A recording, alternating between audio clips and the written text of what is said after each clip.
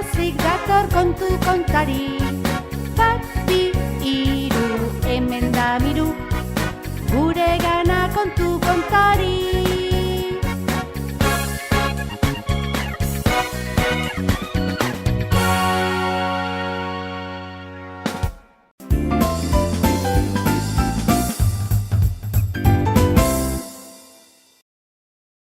Tartalo, bazen behin herri inguruko mendi batzuetan bizi zen izaki itxurako erraldoi zakar eta gaizkin bat.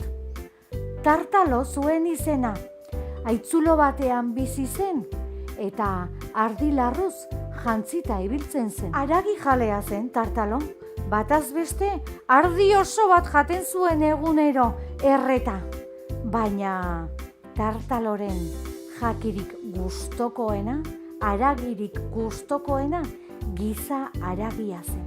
Egun horietako batean, Matin, artzaina, inguru horietan zebilen, Tartaloren haitzuloko mendi inguruetan, eta etxerako bidean galdu egintzen. Ez zuen etxerako bidea aurkitzen, eta ilundu egintzenez, etxerako bidea bilatzen ari zela, kobazulo bat ikusi zuen. Eta kobazulo horretan sartzea erabaki zuen. Hementxe igaro beharko dut gaua, pentsatu zuen Matinek, ez daukat beste erremediorik. Eguzkia izkutatzear zegoen, eta gaua bazetorren. Kanpoan hotz ikaragarria egiten zuen. Orduan Matinek pentsatu zuen, kobazulo hartan geratzea izango zena onena. Gaua han pasa eta hurrengo goizean joango zela berriz ere etxera. Bertan zegoela, harrituta geratu zen Matin. Ardiak hasi ziren kobazuloan sartzen, banan-banan. 1, 2, 3, 4, 5, 6, ardi pila bat, baina oraindik ere harrituagoa geratu zen ardi hoien atzetik gizaseme erraldoi bat sartzen ikusi zuenean. Tartalo begi bakarra zen. Zer ote da hau? Gizaseme handi bat edo erraldoi bihozkabe bat galdetzen zuen Matinek. Baina erraldoia kobazuloan sartu orduko,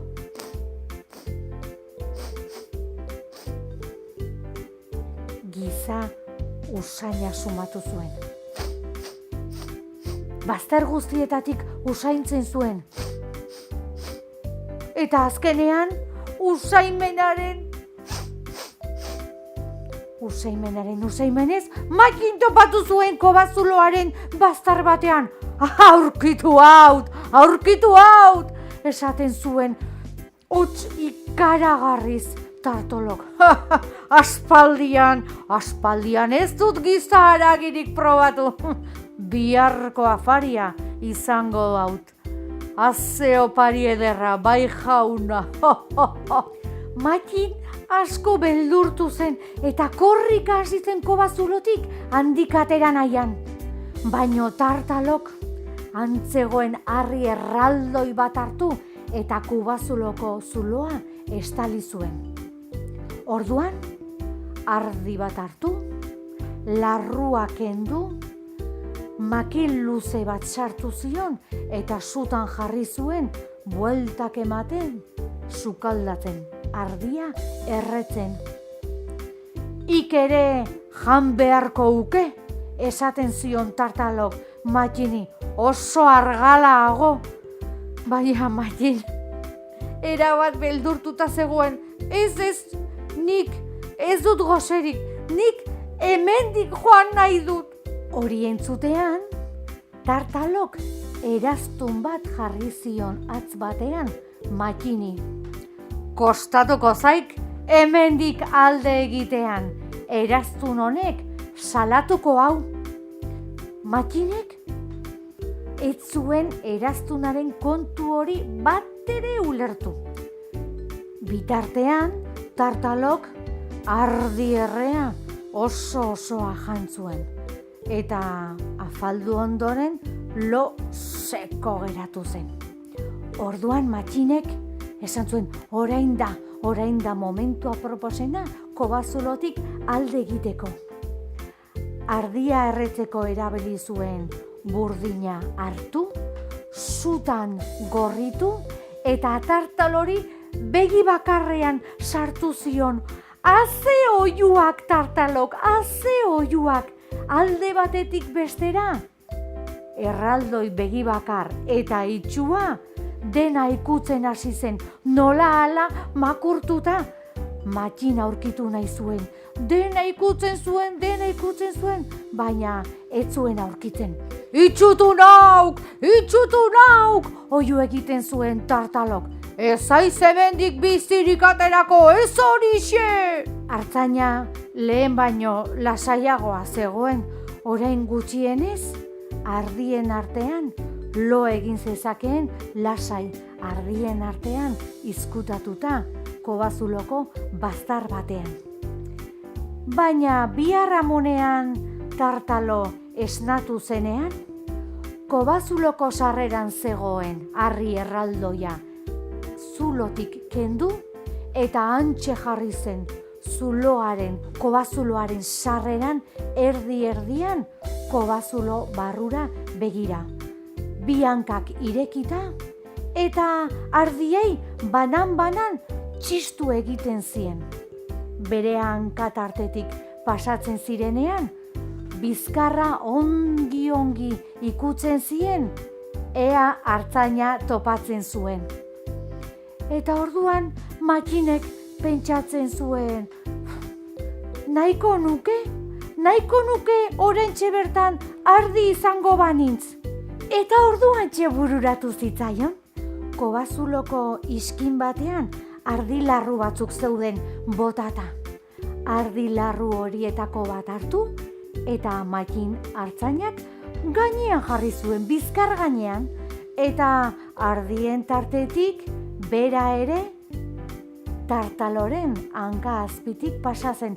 Tartalok bizkarra ikutu zionean, ez zion antzeman eta kobazulotik irtetea lortu zuen. Matxinek bere burua zulo hartatik kanpo ikusi zuenean, korrika batean hasi zen. Baina orduntxe, tartalok jarritako eraztuna oiuka hasi zen. Hemendik! Orduantxe konturatu zen tartalo, eraztunaren oiu zelatariak entzundakoan, Matxin artzainak alde egin ziolako bazulotik. Ezin zuen sinetsi Matxinek, orduan ulertu zuen zergatik jarri zion eraztuna. Eraztuna isildu gabe eta etengabe oiu egiten zuen. Hemendik! Orduan, Matxin korrika zijoala, bapatean aurrez aurre, aintzira batekin topatu zen. Eta ideia bat piztu zitzaion Matxini, bai, bere buru azkarrean. Eraztuna, aintzirara botako dut, bai horixe, horrela, tartalok, ez nau ni jarraituko, eraztuna urrazpian egongo da. Eta saiatzen hasi zen Matxin, baina ezin zuen eraztuna atera, eta atzera begiratzen zuenean, tartalo gero eta gertuago zegoen. Matxinek atza begiratu, eta tartalo hain gertu zegoela ikusirik, ez zuela beste erremediorik pentsatu zuen.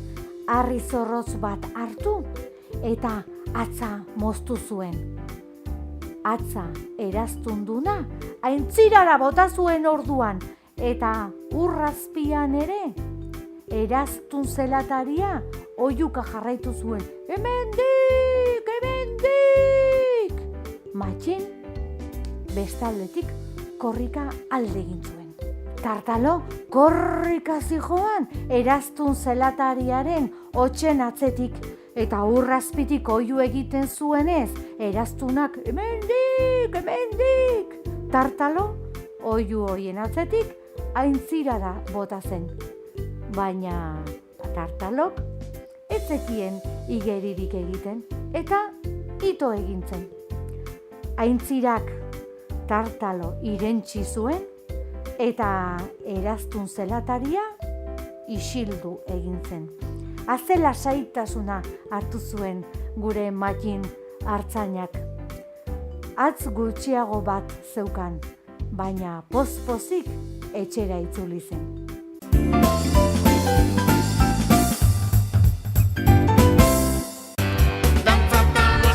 Badator txoro-txaranga eta Di Iporruren Euskal Herriko bira. Zure herrira joatea nahi duzu? Jartzaitez harremanetan kiliklon.comen. Dantza eta musika gustoko badituzu, etzazu aukera hau galdu. kiliklon.com.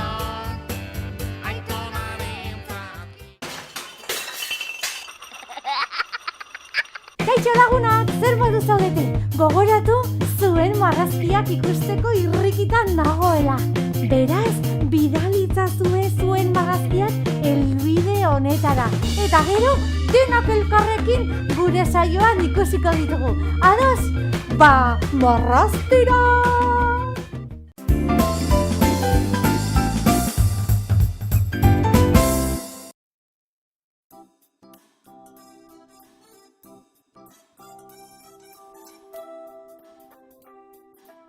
Zapaltzen nauzu, baina ez naiz kexatzen.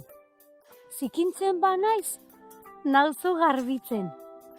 Beti noa nire biskiarekin ibiltzen. Zer naiz? Zapaltzen nauzu, baina ez naiz kexatzen. Zikintzen banaiz, nauzu garbitzen. Beti noa nire biskiarekin ibiltzen. Zer naiz? Zapata?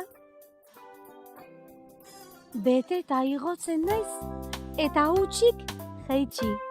Oztuko da sopa, azkarrez banabil. Zer naiz?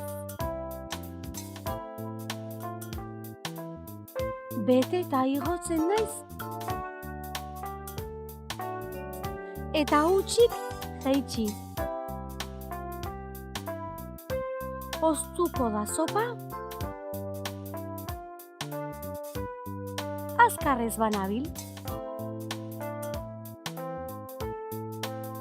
Zer naiz? Goiarea?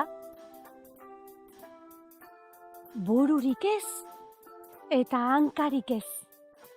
Jantzita nago kolorez, beteta nago haizez.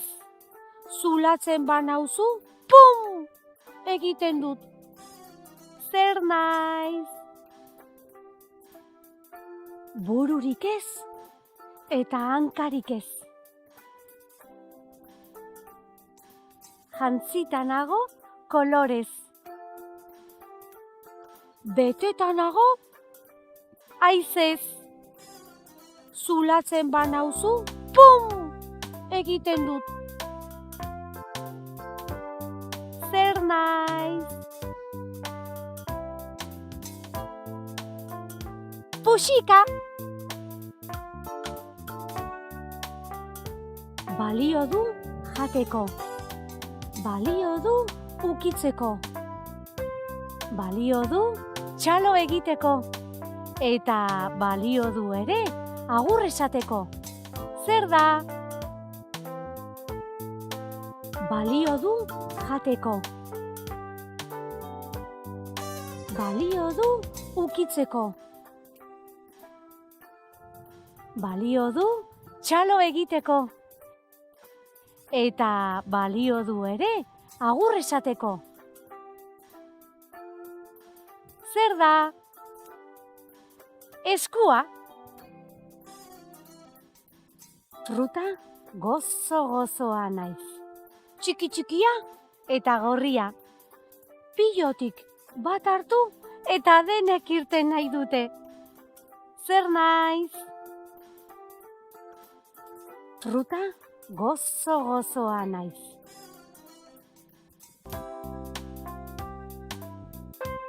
Txiki-txikia eta gorria. Pilotik bat hartu eta denek irten nahi dute. Zer naiz?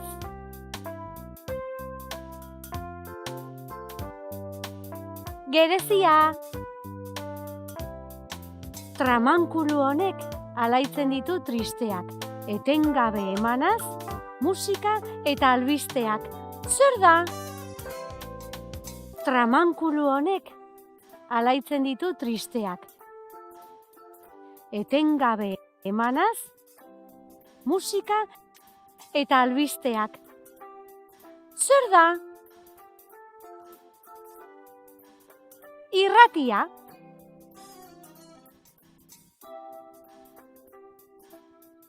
Goitik behera, zirt edo zart. Egan egiten dut, segundu batean. Haizeari egiten diot, zizta, eta deitzen didate... Goitik behera, zirt edo zart. Egan egiten dut, segundu batean. Haizeari egiten diot, zizta,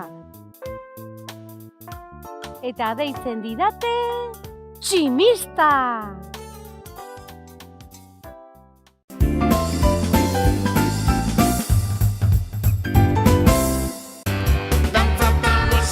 Badator txoro-txaranga eta di iporruren Euskal Herriko bira.